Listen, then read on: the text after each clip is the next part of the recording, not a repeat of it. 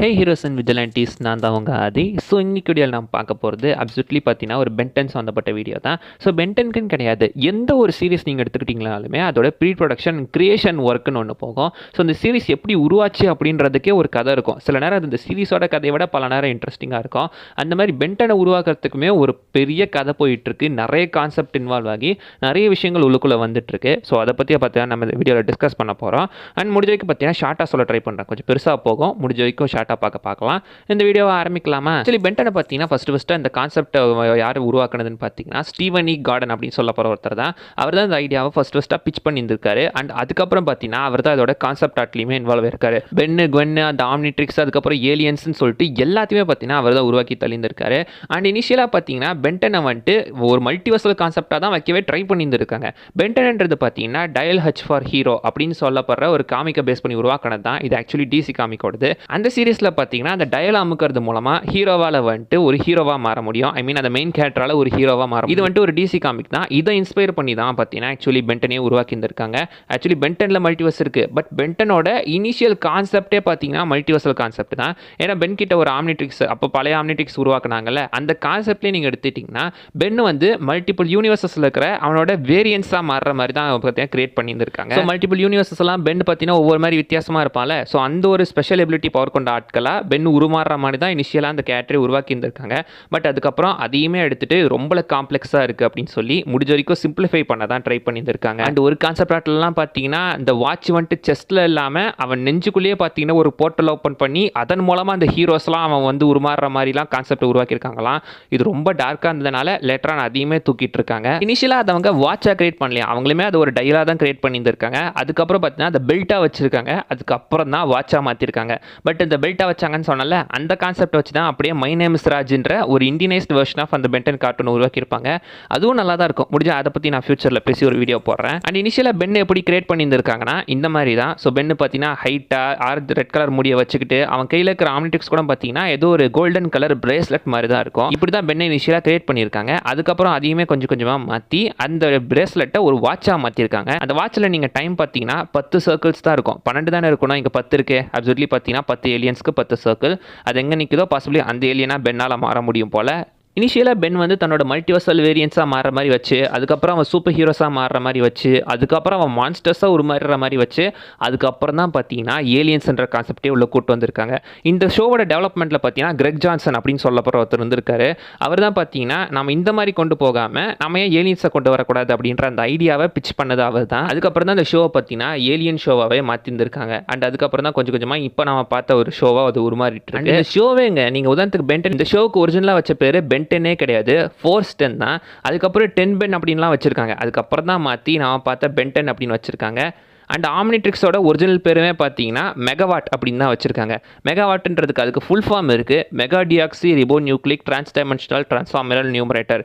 எப்பா பேரே 10 கிலோமீட்டருக்கு இருக்குது. இந்த மாதிரி தான் அதுக்கு ஷார்ட்டாக சுருக்கி மெகாவாட் அப்படின்னு பேர் வச்சுருக்காங்க. அதுக்கப்புறம் தான் மெகாவாட்ன்றதை ஒரு ஏலியனுக்கு தூக்கி பேராக கொடுத்து அதுக்கப்புறம் இதுக்கு பேர் ஆம்னிட்ரிக்ஸ் அப்படின்னு வச்சுட்டாங்க. நிறைய விஷயங்கள் மாற்றினாங்கன்ற மாதிரி குவென்னியுமே இனிஷியலாக வந்து பென்னோட கிளாஸ்மேட்டாக தான் வைக்க ட்ரை பண்ணியிருந்திருக்காங்க.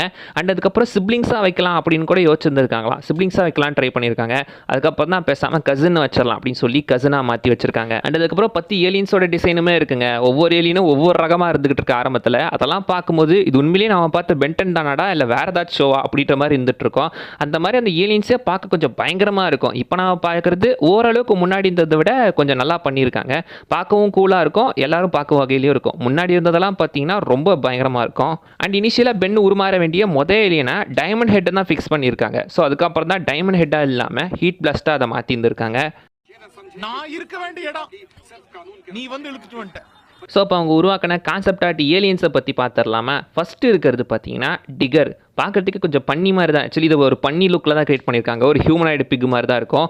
வைல்டு மட்டுக்கு முன்னாடி இதை தான் வச்சுருந்துருக்காங்க. இதால் பார்த்தீங்கன்னா தரையை தோண்டிட்டு போக முடியுன்ற மாதிரி பவர் வச்சுருக்காங்க போல்.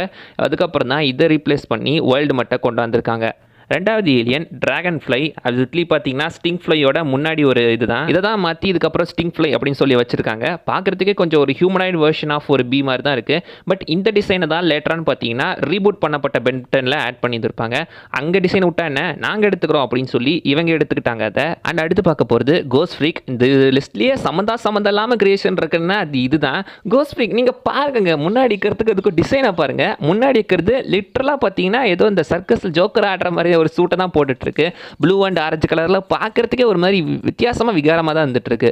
அதை விட இப்போ நம்ம பார்க்குற கோஸ்ட் ஃப்ரீக் பார்த்தீங்கன்னா சிம்பிளாக இருக்குது, பட் பயங்கரமாகவும் இருக்குது, நல்லா இருக்குது. அடுத்து கிரே மேட்டர். ஸோ கிரே மேட்டரை பார்த்தீங்கன்னா அவங்க வந்துட்டு கிளாசிக்கான ஏலியன் டிசைனில் கிரியேட் பண்ணியிருக்காங்க. ஏரியா 51 ஏலியன்ஸை பார்த்து தான் சொல்லுவாங்களே, அந்த ஏரியா 51 ஏலியன்ஸோட அந்த ஒரு லுக்கை வச்சு தான் அப்படியே அந்த கிரே மேட்டரை கிரியேட் பண்ணியிருக்காங்க. லேட்டராக தான் பார்த்தீங்கன்னா அதுக்கு தவக்கல மாதிரியான ஒரு விஷயத்தையெல்லாம் கொடுத்து இப்போ நம்ம பார்க்குற கிரே மேட்டரை அதை மாற்றிருக்காங்க. அண்ட் இந்த ஏலியனுக்கு பார்த்தீங்கன்னா கையில் ஆம்னிட்ரிக்ஸ் அந்த சிம்பிள் இருக்குல்ல, அதுவுமே இருக்கிற மாதிரி காட்டியிருந்திருக்காங்க. ஸோ இதுவுமே உருவாகும் போது கையில் அதுவுமே வர மாதிரி தான் இருக்குது.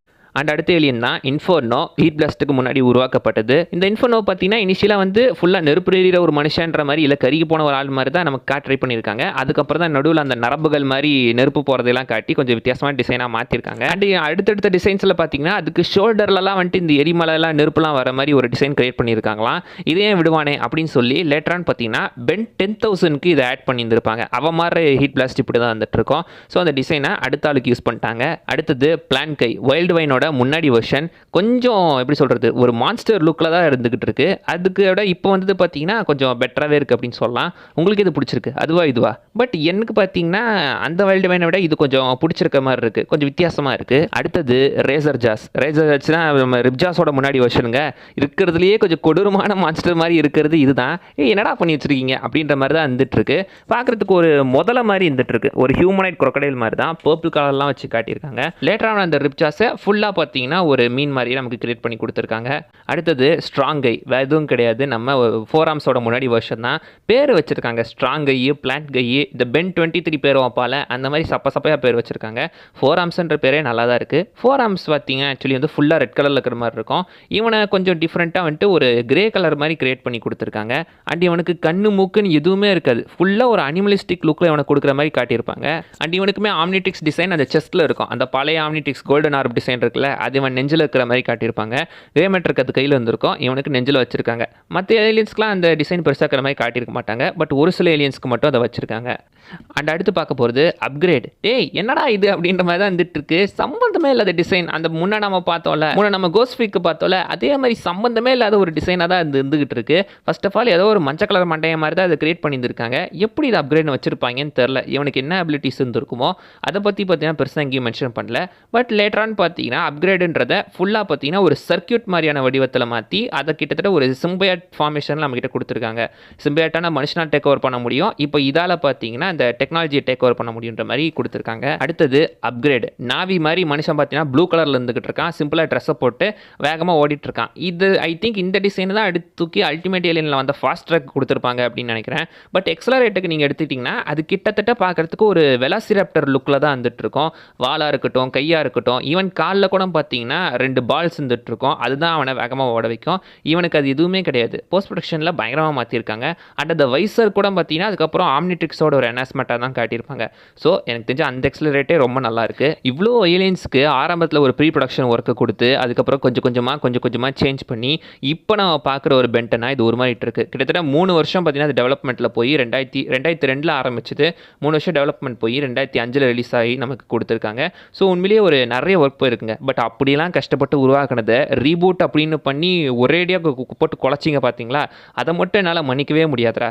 ரீபூட் நீங்கள் பார்த்துருக்கீங்களா? நான் அப்போ பார்த்தேங்க, கொஞ்சம் மட்டும் பார்த்தேன், அதுக்கப்புறம் எனக்கு பிடிக்கலன்னு சொல்லி விட்டுட்டேன்.